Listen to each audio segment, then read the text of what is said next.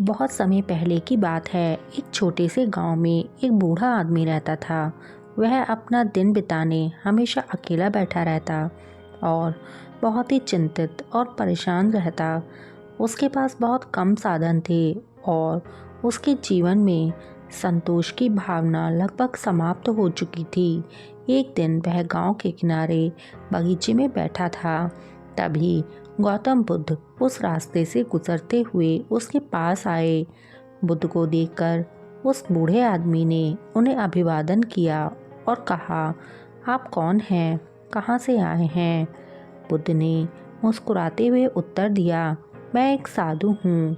मैं जीवन के सत्य को समझने के लिए यात्रा कर रहा हूँ। बूढ़े आदमी ने पूछा, क्या आप मुझे जीवन के उद्देश्य के बारे में कोई शिक्षा दे सकते हैं? बुद्ध ने कहा, साधन और इच्छाएं, यही जीवन की परेशानियां हैं। हम जो चाहते हैं वही हम पाते नहीं हैं और जो हम पाते हैं वह कभी हमें पूर्ण संतोष नहीं दे पाता। बूढ़े आदमी ने हताश होकर कहा, मैंने कई वर्ष बिताए पर मुझे अभी तक जीवन का उद्देश्य समझ नहीं आया। क्या आप मुझे यह नहीं बता सकते कि जीवन में सच्ची शांति कैसे पाई जाती है?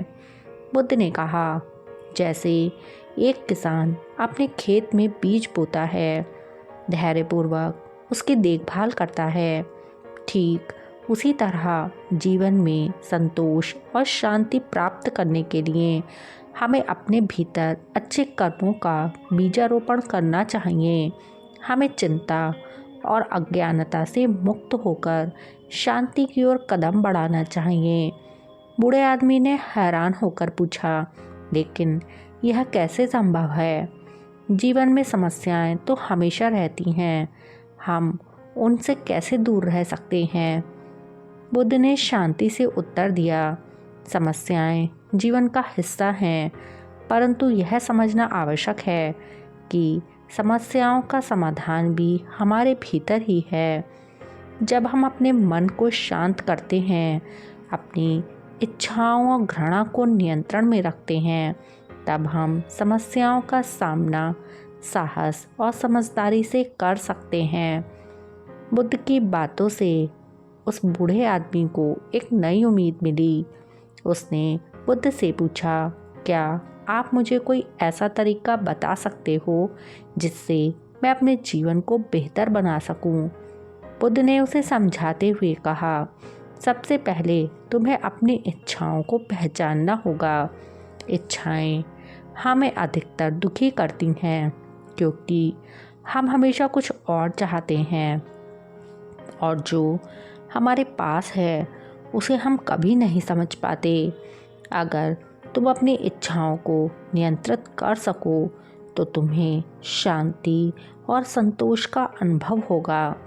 बूढ़े आदमी ने धीरे धीरे बुद्ध की बातों को समझना शुरू किया। उसने अपनी मन की चिंताओं और परेशानियों को स्वीकार करने का प्रयास किया और धीरे धीरे अपने गुस्से को कम करना शुरू किया और शांति की ओर बढ़ने की कोशिश की। कई सालों बाद जब वह बूढ़ा व्यक्ति फिर से बुद्ध से मिला तो उसने बुद्ध से कहा, आपकी शिक्षा ने मेरी ज़िंदगी बदल दी। अब मुझे शांति का अनुभव होता है और मैं अपने जीवन से संतुष्ट हूँ। अब मुझे जीवन का उद्देश्य समझ आया है। बुद्ध मुस्कुराए और बोले, याद रखो, सच्ची शांति किसी भारी वस्तु या स्थिति में नहीं है, बल्कि यह हमारे भीतर की मानसिक अवस्था पर निर्भर करती है। जब तुम